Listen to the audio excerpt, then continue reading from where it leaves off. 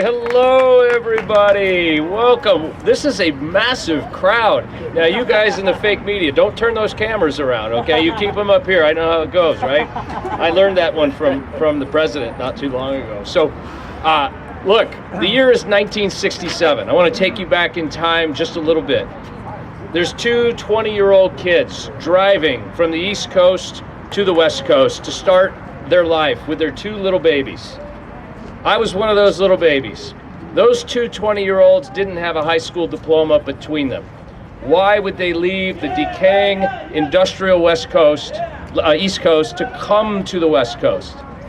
They did it because California was a place of opportunity, of economic growth, of affordability, and available education. Today, California is none of those things. We are 50th in education. We are 50th in public safety. We are first in homelessness. It is gone 180 degrees the other way. I was a student in the public school systems of California when California public schools in the 1960s and the 1970s were ranked #1 in the nation. The University of California was the #1 public university in the nation as recently as the 1980s. The point is, all of these things can happen again in California. It can be affordable. Today, if you just drive over to Arizona or Nevada or Utah, $2.50 for a gallon of gas. Beverly Hills, $6 for a gallon of gas. We have the highest energy prices. We have the highest food prices. I've spent 39 years in finance. I'm an economist. This is what I've done for a living. I am retiring from my day job in March and committing full time to trying to help California get out of the fiscal mess that it is in. You have heard about the homeless fraud. Just over the hill in Thousand Oaks, a man took a $26 million grant from the County of Los Angeles. He said I was going to help the homeless. Well, that sounds like a really good idea, doesn't it? He took that $26 million grant, and the next day he wired $2 million to his American Express account to pay his bill for his shopping right over there on Rodeo Drive. He then bought a building with the money, our money, and the building was supposed to be rehabilitated to help the homeless people. What he didn't say when he bought the building for $27 million was that he had it under contract for $11 million. He double escrowed it and put $16 million in his own pocket. Just 3 weeks ago, we had another arrest here in Los Angeles. Man took $23 million, flew private jets with his family to Hawaii, bought a $7 million mansion here in Westwood down the street, all with your taxpayer money, all while the most vulnerable members of our population, the alcohol addicted, the mentally ill, the drug addicted, single mothers with no place to go, they were fed ramen noodles, while he flew private jets to Hawaii and put his kids in the most expensive public schools in Westwood. So why do I think the state controller's race is the race to solve this problem? The state controller is one of the 8 executive constitutional offices that we have. The state controller is the most powerful of the 8 as dictated by the California State Constitution. Why is the state controller actually more powerful than the governor? Do you know right now if the governor were to call the High-Speed Rail Authority or Beverly Hills High School and say, I'd like to see the financial records, I'd like to see how the money's being spent, they do not legally have to give that information to the governor. They don't have to give that information legally to a state senator who asks, a state assembly member who asks. They don't have to give it to citizens who ask. Only one individual is endowed with the power to demand to see every financial record in our state. Anybody that touches your money, whether it's a state agency, a county, a city, a high school, a university, a prison system, a park system, a high-speed rail authority, or a nonprofit, an NGO that receives grant money, the state controller has full legal authority to review those books and records. The state controller has the authority to dictate the method of reporting that anybody that takes our money must utilize. No other elected official, no other government body has that authority. And because nobody has that authority, what do you think is the efficiency level of our spending in the state of California? Think about it. Does anybody know what our state budget is this year? How much are we spending? Well, I will tell you, 6 years ago, right before the pandemic, our state budget was $185 billion. Today, our state budget is $325 billion, almost a double in 6 years. Are our roads better? Are our schools better? Is the homeless situation better? Do we have more new universities? Do we have crime off the streets? We have all over the streets, we have crime. How about fire prevention? Has that gotten any better? So where does the money go? What's happening? Why is this taking place? So this year's budget is $325 billion. I want to put that number in perspective. It's such a massive amount of money. If a dollar were 1 second, 325 billion seconds would be 10,700 years. Think about that. $325 billion is such a massive amount of money, it's impossible for most humans to even comprehend. I want to give you another thing that'll help you comprehend this. When I'm state controller, one of the first things we're going to do is, because we're the golden state, California, we're going to go ahead and gold plate all the highway guardrails throughout the state of California. We're going to just make them out of gold. Okay, good. I got somebody laughing. Thank you. You know those guardrails that are down here? We have 13,000 miles of state highways.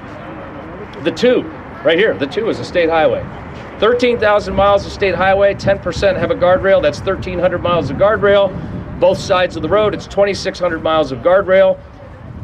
If you gold plate 2,600 miles of guardrail, it's enough gold to go from Santa Monica to Boston. What would it cost? Probably less than. Gold's $5,000 an ounce. Yeah, it's less than 300 billion. I can tell you can do it for about 3 billion. So for about 1% of our state budget, I'm obviously not going to gold plate the guardrails. I'm not going to gold plate the guardrails, but for 1% of our state budget, we could. My point in telling you this, $325 billion is more money than anybody could ever need to run a state. We could deliver the best homeless services in the world. We could have world-class high schools, elementary schools, prisons, parks, beaches, infrastructure, fire prevention. All of these things could be had for far, far less money. My point is, the money is not getting where it's supposed to go. We know this. I put out a report about a month ago where I estimated over the last 5 years, California has lost $250 billion to waste, fraud, and outright theft. You know about the $26 billion in homeless money gone. You know about $100 billion in Medicare errors and billings and given to people who aren't actually legally eligible for Medicare. We know about that over the last 5 years. Our food stamp program, CalFresh, that's about $15 billion.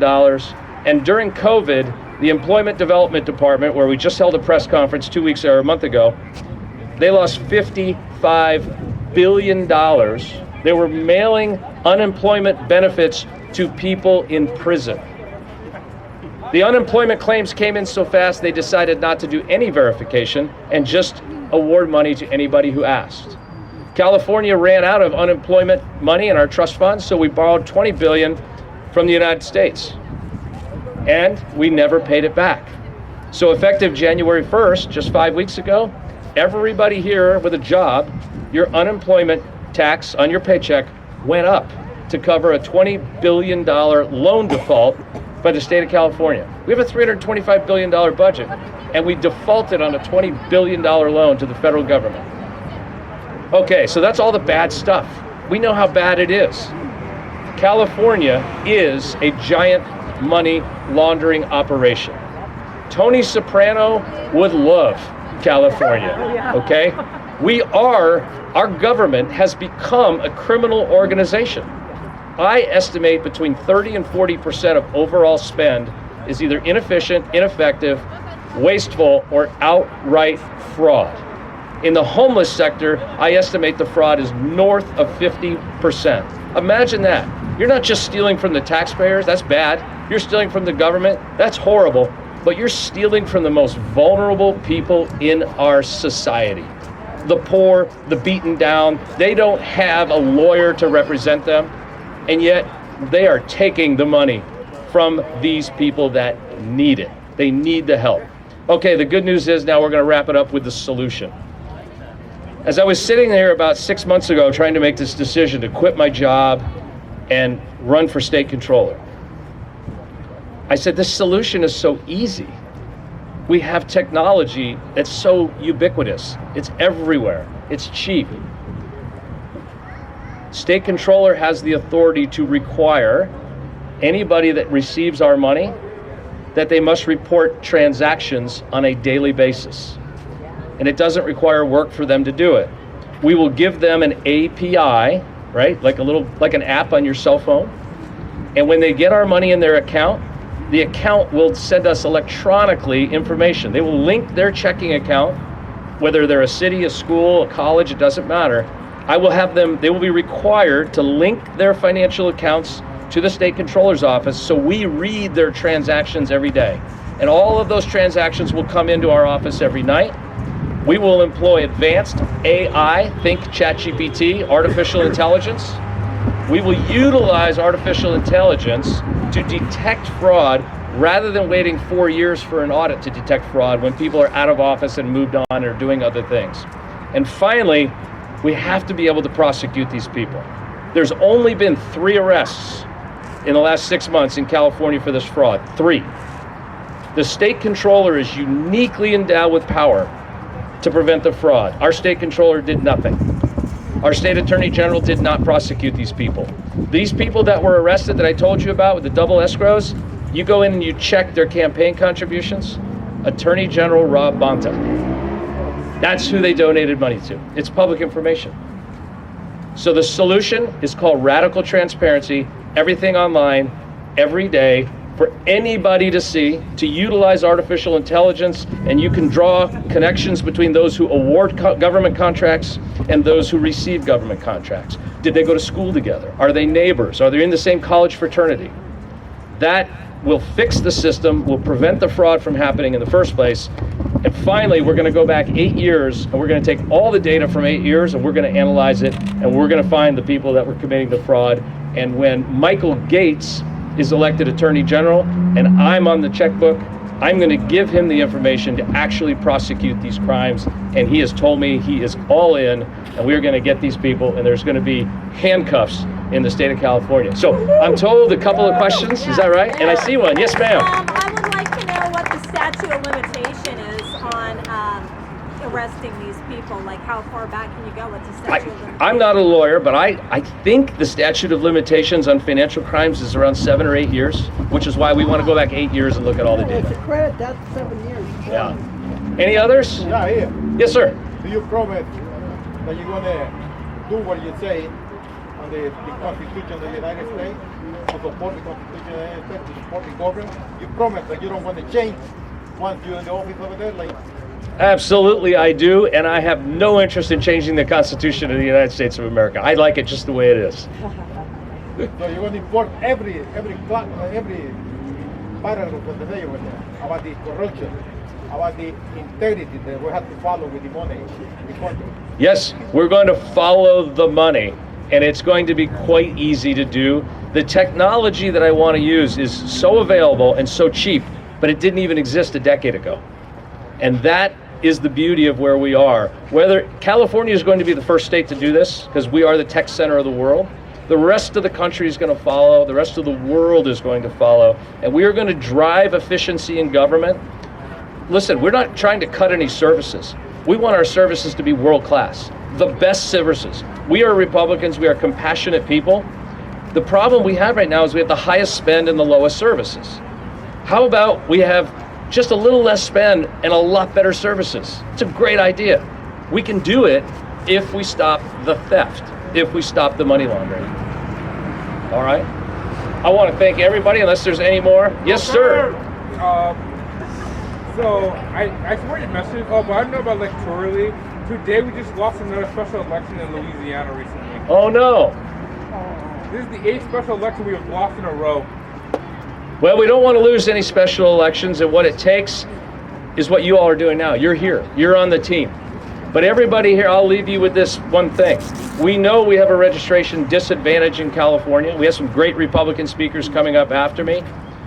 But everybody here has to be an evangelist for our values.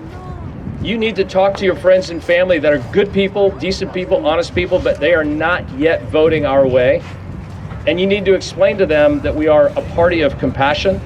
We are trying to fix things. We don't want to hurt a soul. We don't hate a soul. We don't want to cut services to our citizens. And when they hear that message, if people can hear that message and listen to you, we'll get enough votes. And I remember a man named Barry Goldwater who ran for Congress in 1953. His registration disadvantage was 8-1. 8-1 registration disadvantage. He won that race. He went on to serve in the Congress, in the House, then in the Senate, and then in 1964 he ran for President of the United States. We can win these races. Everybody you're hearing from today is a Republican with an uphill battle. They can win, but it takes you helping to tell your friends to literally sell them on being a Republican. Yes, last question. One more thing, and I don't know if it pertains to state controller or not, but we were California Republic. We were always a Republican state. I think it has a lot to do with the voter fraud. Are any of these people, including yourself, interested in going back to getting rid of the machines and going to one-day voting and paper ballots? I can't speak for any of the other folks. I know I spoke to some of them who know a lot more about this than I do. I'm an expert in finance. I'm not an expert on voter issues and how the technology works, but I can tell you this. I will look at anything, and if anything improves the error rate, meaning the error rate drops, I'm for that. We want honest elections. It's pretty obvious they haven't been honest. I think you might be onto something. Yeah. Yes, sir. So you mentioned the implementation of AI systems, right? But we all know that that's not perfect. So what exactly are like safeguards you're looking to implement to prevent like false positives? Yeah. So you mentioned like, hey, you're interested in using AI. AI is not perfect, right? So nothing's perfect, right? I mean, it is the best we have. For example, we're going to store all the transactions on a blockchain ledger. And today, a blockchain ledger is the safest, most secure place to store something. 10 years from now, it might not be, right? It used to be file cabinets with paper. Before that, it was stone tablets. Before that, it was cave walls. The point is, AI is third inning. It's getting good. It's getting better. We're only using AI to flag the fraud. AI doesn't convict. AI doesn't arrest. So it's going to flag it. It allows me to get economies of scale in the office, right? So we're going to have dashboards all over the office. We say, look, Huntington Beach spent $1 million on pencils for their school district. They only have 8,000 kids. Why do they spend $1 million on pencils? Okay, AI is going to flag that, and then humans will be the ones to use it. So good question. All right, I turn it back over to our host. Thank you very much. Thank you.